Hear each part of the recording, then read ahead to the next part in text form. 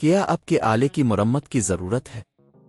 ہم مفت تشخیص پیش کرتے ہیں، بغیر کسی فون سفر کے آپ کے دروازے سے لے کر واپس کرتے ہیں۔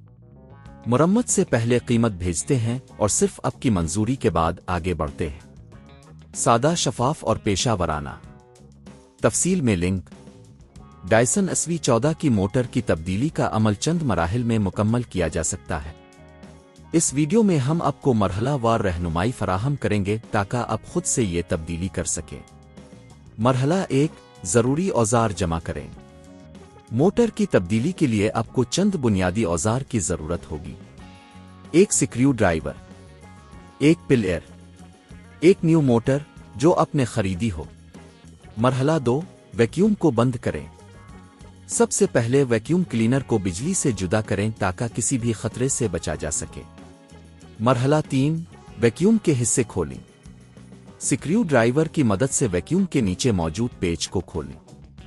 احتیاط کریں کہ آپ پیچ کھونے نہ پائیں۔ مرحلہ 4، پرانی موٹر کو نکالیں۔ جب آپ ویکیوم کے حصے کھول لیں تو آپ کو پرانی موٹر نظر آئے گی۔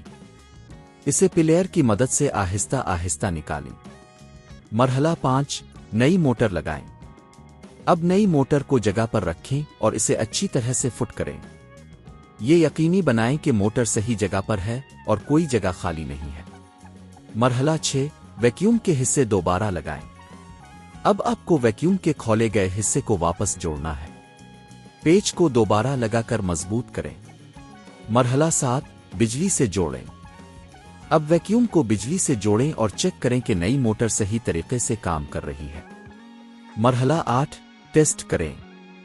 ویکیوم کو چلا کر ٹیسٹ کریں کہ موٹر کی تبدیلی کے بعد کارکردگی میں کوئی بہتری آئی ہے یا نہیں۔ گھر پر مرمت کی قیمت۔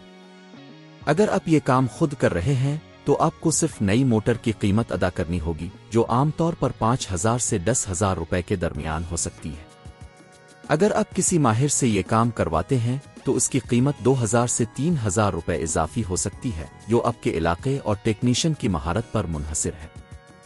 اس عمل کے بعد آپ کا ڈائسن SV14 ویکیوم نئی موٹر کے ساتھ بہتر کارکردگی فراہم کرے گا۔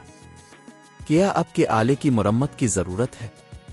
ہم مفت تشخیص پیش کرتے ہیں، بغیر کسی فون سفر کے آپ کے دروازے سے لے کر واپس کرتے ہیں۔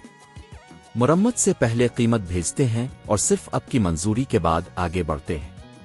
سادہ، شفاف اور پیشہ ورانہ۔ تفصیل میں لنک۔